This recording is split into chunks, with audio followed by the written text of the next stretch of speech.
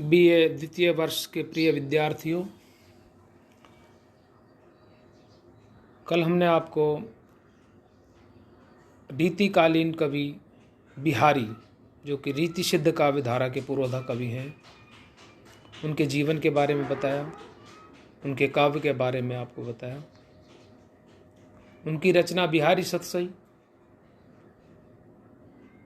मुक्तक के रूप में बहुत ही उच्च कोटि की रचना है। मुक्तक की समस्त विशेषताएं उनकी रचना में आ जाती हैं। बिहारी सतसई में भक्ति नीति और श्रृंगार की त्रिवेणी प्रवाहित होती है। बिहारी भक्त भी हैं, नीतिज्ञ भी हैं और श्रृंगारिक कवि भी हैं। श्रृंगार के वियोग और संयोग दोनों पक्षों का उन्होंने बहुत ही उच्च कोटि का वर्णन किया है। कल हमने उनके कुछ दोहों की व्याख्या आपके सम्मुख प्रस्तुत की। उसी श्रृंखला में आगे हम आपको और व्याख्या प्रस्तुत कर रहे हैं, जिसमें उनका एक दोहा है कि अंग अंग नग जगमगत दीप शिखासी देह, दिए बढ़ायो हूँ रहे बड़ो उजेरोगे। इसके अंतर्गत हम अतिशयोक्ति अलंकार को भी ले सकते हैं कि इसमें अतिशयोक्ति अलंकार है। गौरवर्णा नायिका इतनी अत्यधिक सुंदर है कि शारीरिक कांति के कारण, चमक के कारण चारों तरफ उजाला रहता है, क्योंकि उसके अंग अंग में रोशनी है, उजाला है। जैसे हीरे के नग कंगन में लग जाते हैं जब वो चमकते हैं, ऐसे ही अंग अंग रूपी नग उनके शरीर में लगे हुए हैं जो जगमगाते हैं, जगमगा रहे हैं। मानो वो नग जो है, अंग अंग जो है, वो शरीर में नगों की तरह जगमगा रहे हैं। दीपक की लौ के समान उनकी देह है। उपमा अलंकार भी है। दीपक की शिखा के अनुसार, दीपक की लौ के जैसी देह है। बिहारी जी कहते हैं कि दिया बढ़ायो हु रहे, दिया अगर बुझा दिया जाए घर में तो भी उजाला ही रहता है, क्योंकि नायिका के अंग अंग से नगों की ज्योति के चमक रही है, जगमगा रही है। उसकी देह के कारण चारों तरफ प्रकाश की लौ फैल रही है, जिसके कारण पूरे घर में उजाला रहता है। तो यह श्रृंगार का पद है, दोहा है, जिसमें अतिशयोक्ति अलंकार भी है। उनके काव्य में भक्ति नीति श्रृंगार की त्रिवेणी बहती है। कुछ दोहे भक्ति के आते हैं, फिर श्रृंगार के आ जाते हैं, कहीं नीति के आ जाते हैं, कहीं उनकी बहुज्ञता प्रकट होती है कि वो कितने विद्वान है, कि वो बहुमुखी प्रतिभा के धनी है। उनका खगोलीय ज्ञान भी, गणितज्ञ भी हैं, ज्योतिषाचार्य भी हैं, रंगों की कला में भी निपुण है। अब उनका एक भक्ति का दोहा है कि कब को टेरत दीन रट। भगवान से कहते हैं कि मैं दीन आपको कब से रट रहा हूँ, आपको करुण क्रंदन कर रहा हूँ, कब से आपका ध्यान कर रहा हूँ, कब का आपको पुकार रहा हूँ। हे भगवान, हे श्याम, हे कृष्ण, आप मेरी सहायता क्यों नहीं करते। हो तन श्याम सहाय, तुमहु लागी जगत गुरु। अब वो ताना भी देते हैं, उपालंभ देखिए अपने इष्ट को, अपने प्रिय को, श्री कृष्ण को, कि हे जगत के नायक, हमें लगता है कि तुम्हें भी संसार की हवा लग गई है। जैसे संसार में बहुत विनती कराते हैं राजा महाराजा बड़े लोग, तब भी कुछ उनसे प्राप्त नहीं होता, और होता है तो बहुत थोड़ा, हल्का। बहुत मिन्नतें, बहुत अनुनय विनय, बहुत प्रशंसा, चाटुकारिता करनी पड़ती है, तब जाकर कुछ थोड़ा बहुत मिलता है। तो तुम्हें भी इस संसारिक राजाओं की तरह हवा लग गई है। हे जगत गुरु, हे संसार के पालनहार, तुम्हें भी इस संसार के राजाओं की इसी तरह हवा लग गई है। इसमें यह भी प्रकट होता है कि तत्कालीन राजा से प्राप्त कवि थे, उनको कहीं ना कहीं ये बात कचोटती भी थी कि तुम्हें बहुत चापलूसी करनी पड़ती है, तुम्हें राजा के लिए बहुत कुछ लिखना पड़ता है, उसकी कामना वासना तुष्टिकरण करना पड़ता है, तब जा कर के तुम्हें कुछ मिलता है। तो वो भगवान से कह रहे हैं कि आप तो मेरी सहायता करो प्रभु, आपको मैं टेर रहा हूँ, तुम भी इन सांसारिक राजाओं की तरह हो गए हो क्या। फिर उनका एक श्रृंगार का दोहा आ जाता है जिसमें अतिशयोक्ति की भी पराकाष्ठा है कि पत्रा ही तिथि पाइये वा घर के चहु पास, नित प्रतिप्यून्यू ही रहे आनंद ओ पुजास।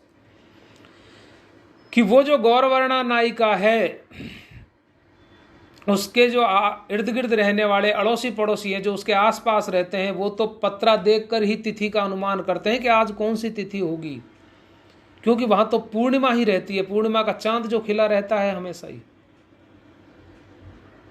पत्रा ही तिथि पाइये वा घर के चहुपास, नित प्रतिपून्यो ही रहे आनंद ओ पुजास। आनंद के उजास के कारण, उसके मुख की कांति के कारण, मुख के जो ओज है, जो दैदीप्यमान उसका चेहरा होता है, जो ज्योत्सना है उसके चेहरे में, उसके कारण चारों तरफ हमेशा पूर्णिमा जैसी दिखाई देती है।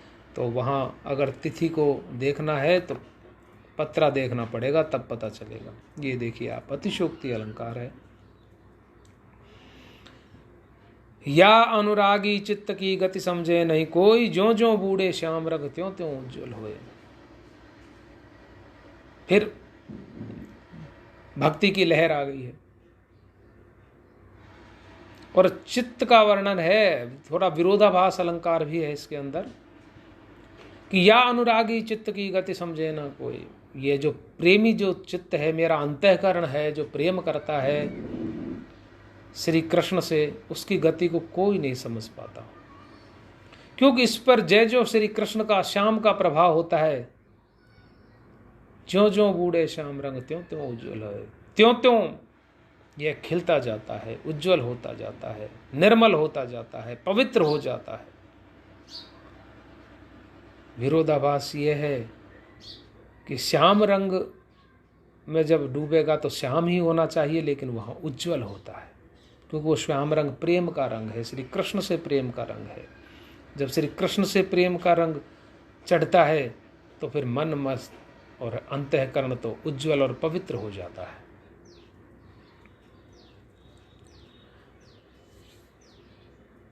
कहीं कहीं मैं पहले आपको बता चुका हूं कि बिहारी पर थोड़ा कबीर का भी प्रभाव है। वो निर्गुणिया से लगते हैं, कभी कभी संत प्रकृति की बात करते हैं, अंधविश्वास और पाखंडों का भी विरोध करते हैं कि जप माला छापे तिलक सरे न एको काम, मन कांचे नाचे वृथा सांचे रांचे राम। वो उन ढोंगियों का विरोध करते हैं, उन पाखंडों का खंडन करते हैं जो बड़े बड़े तिलक छापे लगा करके, मोटी मोटी माला पहन करके और जगत वंचक हैं, जो जग को छलते हैं, जो वेश धारण करके लोगों को ठगते हैं। मन जिनका पवित्र नहीं है, आत्मा जिनकी मैली है, जिनका ध्यान सिर्फ पर स्त्री और पराई संपत्ति पर रहता है, परंतु ऊपर से वेश धारण करते हैं साधुओं का। तो ऐसे लोगों पर वो व्यंग करते हैं कि इससे काम नहीं चलेगा, जब माला छापा तिलक सके रहने, क्योंकि मन कांच, तुम्हारा मन तो कच्चा है। तू वैसे ही संसार में नाच रहा है, इस दृश्य को ये बहरूपिये का रोल दिखा रहा है, अभिनय कर रहा है, इससे पार नहीं पड़ने वाली। मन को पवित्र करो, क्योंकि राम तो सच्चे हैं। वो छापा तिलक माला मुंडन ये सब से राजी नहीं रहते, वो तो प्रसन्न उससे रहते हैं जो आत्मा से ईश्वर का, सारे संसार में ईश्वर को देख करके सबसे प्रेम करता है, पवित्र रहता है, सबका सम्मान करता है, परोपकार करता है, जातिवाद से ऊपर उठा हुआ है, छुआछूत नहीं करता, सब में ही ईश्वर का दर्शन करता है, उससे राम राजी रहते हैं। ये जप माला छापा तिलक इससे नहीं रहते, क्योंकि वो तो सच्चे हैं, वो सच्चाई में ही रचते हैं। जो सच्चा है उसी में भगवान मिलेंगे।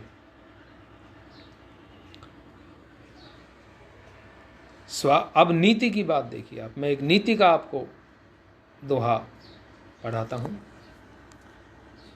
कि बिहारी नीतिज्ञ हैं, नीति निपुण है। स्वार्थ सुकृत न श्रम वृथा, देख विहंग विचार, बाज पराए पानी पर तू पंछी नुन मार। अन्योक्ति अलंकार है। यानी कि दो अर्थ निकलते हैं, एक साधारण अर्थ, एक विशेष अर्थ। साधारण अर्थ में तो यह है कि वह बाज पक्षी के लिए कह रहा है कि हे बाज, देख विहंग विचार, रे पक्षी तू विचार करके देख कि ये कोई पुण्य का अच्छा काम नहीं है, इसमें तेरा कोई स्वार्थ भी सिद्ध नहीं हो रहा कि तू उन पक्षियों को मारे जो तेरे स्वजातीय हैं, जो तेरे अपने हैं, उनको तू मार रहा है। ये तेरा कोई बड़प्पन नहीं है, ये तेरा कोई स्वार्थ नहीं है, इसमें तेरा कोई पुण्य तुझे नहीं मिलेगा, ये इसे कोई बड़ाई नहीं करेगा, इसमें अच्छा कार्य नहीं है, ये तू व्यर्था ही श्रम कर रहा है, व्यर्था ही परिश्रम कर रहा है, तू विचार करके देख। ये साधारण इसका अर्थ है। अन्योक्ति से इसका जो दूसरा अर्थ निकलता है, विशेष अर्थ यह है कि राजा जय सिंह जो कि औरंगजेब के यहाँ थे, और वो मराठा साम्राज्य का दमन करने के लिए औरंगजेब ने उन्हें भेजा, शिवाजी का दमन करने के लिए। तब बिहारी ने ये उनके लिए लिखा कि स्वार्थ सुकृत, तेरा इसमें कोई स्वार्थ नहीं है, क्योंकि अगर तू उनको विजित भी कर लेगा शिवाजी को तो वो औरंगजेब की जीत होगी, तुम्हारी नहीं होगी। इसे कोई सुकृत अच्छा कार्य भी नहीं कहेगा, इससे तुझे कोई पुण्य भी नहीं मिलेगा, लोक में यश भी नहीं मिलेगा, लोग तेरी बड़ाई भी नहीं करेंगे। तू वृथा ही श्रम कर रहा है, वृथा ही अपने सैनिकों को मरवा रहा है, राजपूत सैनिकों को मरवा रहा है। अरे बाज, अरे राजा, जो तू उस पक्षी को मारने अर्थात जैसे शिवाजी को मारने तू जा रहा है, ये अच्छा कार्य नहीं है, इस पर विचार करके देख। तू दूसरों के हाथों पड़ करके और अपने स्वजातीय भाइयों को मार रहा है। कितनी बड़ी बात बिहारी ने कहती। एक दोहे के माध्यम से इसमें वो गागर में सागर भरने वाली प्रवृत्ति भी इस दोहे में आ जाती है। अन्योक्ति अलंकार है, नीति का दोहा है। देख विहंग विचार, बाज पराए पानी पर तू पंछी नुन मार। अरे बाज पक्षी, दूसरों के हाथ पड़ करके, दूसरों के बहकावे में आकर के, दूसरों के हाथों की कठपुतली बन करके तू अपने स्वजातीय पक्षियों को मत मारे, तू विचार करके देख। ये उच्च कोटि का दोहा बन पड़ा है बिहारी जी का। फिर एक भक्ति का पद आ जाता है, दोहा आ जाता है उनका।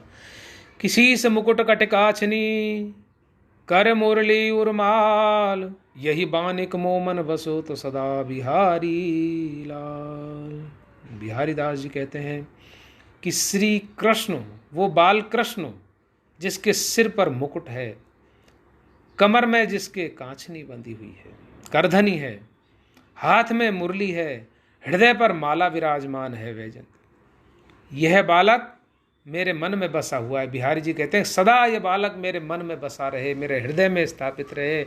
मोर मुकुट कटकाछनी, कर मुरली और माल, यही बानिक मो मन बसो सदा बिहारी लाल। अगला इनका दोहा जो है वह फिर अतिशयोक्ति की पराकाष्ठा है। संयोग श्रृंगार देख, अतिशयोक्ति, विरह में जो नायिका है, विरह वियोग श्रृंगार में का पद है, दोहा है कि किस प्रकार से विरह से ग्रस्त नायिका जो है वो सूख करके, जैसा कि पद्मावती में के ना, हाड़ भये सब किंगरी, नशे भई सब तात, रोम रोम से उठे कहो किथा, धुआं उठे कहो व्यथा कहीं भांत। पद्मावत के में जायसी, मलिक मोहम्मद जायसी का भी ये एक विरहिणी नायिका की जो स्थिति है वह अतिशयोक्तिपूर्ण वर्णन मिलता है। इसी प्रकार से इति आवत चली जाती उत चली छसा तक हाथ, बड़ी चढ़ी हिंडोरे से रहे लगी उसासन साथ।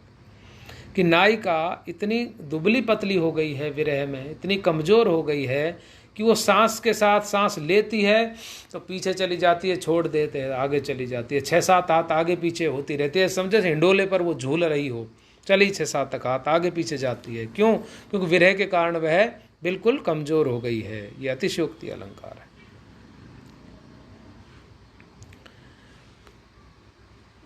एक मैं आपको एक दोहा बताता हूँ, देखिए बड़ा अच्छा है। द्रग उर्जत टूटत कुटुम जुरत चतुरचित प्रीत परत गांठ दुर्जन ये दई नई यह रीत। ये उन प्रेमियों के लिए है जो प्रेम करते हैं तो उन्हें कुटुंब से दूर होना पड़ता है। अर्थात जब 4 नेत्र मिलते हैं, 2 नायिका के 2 नायक के, जब वो उलझ जाते हैं, जब मिलते हैं तो टूटत कुटुंब, तो दोनों परिवार टूट जाते हैं, क्योंकि वो परिवारों के मर्जी के खिलाफ प्रेम होता है। द्रग उर्जत टूटत कुटुंब, परंतु उससे जुरत चतुरचित प्रीत, उन चतुरों के हृदय में तो प्रेम जुड़ जाता है। परत गांठ दुर्जन ही है, दुष्टों के हृदय में गांठ पड़ जाती है कि ये क्यों हो रहा है। दई नई यह रीत, हे विधाता तैने ये नई रीत क्या दी है कि प्रेमियों की नेत्र मिलते हैं, द्रग उर्जत टूटत कुटुंब, तो कुटुंब उनका दुश्मन बन जाता है। चतुरों के हृदय में प्रीत उत्पन्न होती है और दुर्जनों के हृदय में गांठ पड़ जाती है। बड़ा अच्छा दोहा है ये बिहारी जी का।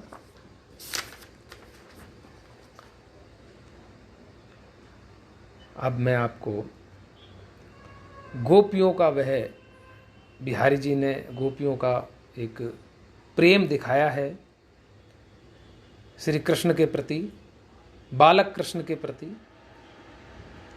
कि वह तोतले मुख से जब श्री कृष्ण बोलते हैं तो उसको सुनने के लिए कितनी लालायित रहती हैं, क्या क्या जतन करती हैं।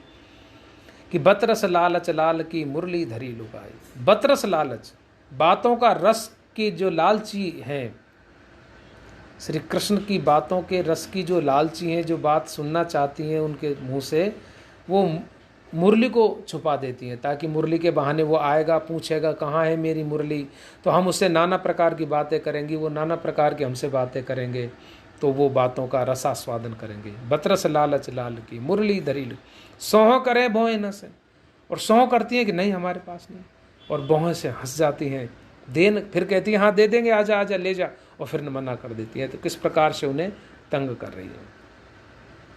अब उनके प्रकृति चित्रण का एक दोहा, प्रकृति चित्रण भी बिहारी का अनूठा है, अद्भुत है, अनुपम है। कलहाने एकत बसत अहि मयूर मृग बाग, जगत तपोवन सो क्यों दीरग दाग निदाग। गर्मी का चित्रण है, ग्रीष्म ऋतु का चित्रण है, कि ग्रीष्म ऋतु में क्या स्थिति हो जाती है जेठ के महीने में, कि इतनी ताप पड़ रही है, सूर्य का इतना प्रकोप है, प्रचंडता है सूर्य की, गर्मी की इतनी उष्णता है। ग्रीष्म ऋतु अपने चरम पर है कि सहज बैर भुला करके और उस गर्मी से बचने के लिए, और एक पेड़ जो दूर दिखाई देता है उसके नीचे कौन बैठा है? अही। सांप भी वहीं बैठा है, मोर भी वहीं बैठा है, हिरण भी वहीं बैठा है, और बाघ भी वहीं बैठा है। अहि मयूर मृग बाघ, जगत तपोवन सो क्यों दीरग। जो बड़ी गर्मी पड़ रही है, भयंकर गर्मी पड़ रही है, इसने सारे संसार को तपोवन जैसा कर दिया, आग का वन जैसा कर दिया। उससे बचने के लिए वो सहज बैर भूल करके और अपनी आत्मरक्षा हेतु एक पेड़ की छाया में सब बैठे हुए हैं। ये प्रकृति चित्रण, अद्भुत प्रकृति चित्रण है बिहारी जी का। एक भक्तिमय श्रृंगार का देखिए आप, श्री कृष्ण का वर्णन है, परंतु श्रृंगार तो बिहारी के रोम रोम में बसा हुआ है। उस समय भी बिहारी को श्रृंगार याद आ रहा है जब इंद्र देवता के प्रकोप से बचने के लिए श्री कृष्ण ने अपनी उंगली पर गोवर्धन पर्वत को उठा रखा है। समस्त ब्रजवासी उस पर्वत के नीचे हैं, ऊपर से 7 दिन की मूसलाधार वर्षा लगातार हो रही है। डिगत पान डिगुलात गिर लख सब ब्रज बेहाल, कपि किशोरी के दरस खरे ल जाने लाल। उस समय श्री कृष्ण ने गोवर्धन पर्वत को उठा रखा है। सामने ब्रजबालाएं हैं, श्री कृष्ण के सखा भी हैं, सारे पर्वत के नीचे अपनी जान की रक्षा कर रहे हैं, सारे पशु भी वहीं आ गए हैं। परंतु उस समय भी श्री कृष्ण की नजर जब राधा जी पर पड़ती है तो उनका ध्यान वहां चला जाता है। डिगत पान डिगुलात गिरी, और ध्यान चला जाता है। उनकी आंखें एकटक जब श्री राधे जी को देखती हैं, प्रेम में विफल हो जाती हैं, तो वो राधे को प्रेम में देख रहे हैं, तो उनका ध्यान बट गया, तो उनके उंगली हिल गई, उनका हाथ हिल गया, और जब हाथ हिला तो पर्वत भी हिलने लगा। और जब देखा कि पर्वत गिरने लगेगा तो सारे ब्रज वाले हाहाकार करने लगे, और उन्होंने देखा सारे ब्रज वाले तो बेहाल हो रहे हैं, डर रहे हैं। क्यों? क्योंकि जब किशोरी राधा जी का दर्शन किया तो उनका ध्यान उधर चला गया ना, तो हाथ हिल गया तो पर्वत भी हिल गया। तो फिर श्री कृष्ण ने देखा कि सारे बेहाल हो रहे हैं, तो वो लज्जित हो गए, खरे लजाने लाल, वो लज्जित हो गए, उन्हें बुरा लगा कि तूने ये क्या कर दिया। तो इस प्रकार से भक्ति नीति श्रृंगार की त्रिवेणी बिहारी के काव्य में बहती है। प्रकृति चित्रण भी अद्भुत है, खगोलीय ज्ञान, रंगों का ज्ञान, ज्योतिष का ज्ञान, गणितज्ञ हैं।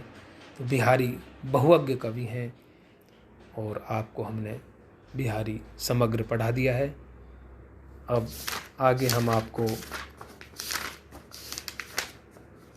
पद्माकर घनानंद, ये रीति सिद्ध के पुरोधा कवि हैं, तो हम आपको रीति मुक्त काव्यधारा के पुरोधा कवि घनानंद को अगले वीडियो में पढ़ाएंगे। तब तक के लिए धन्यवाद।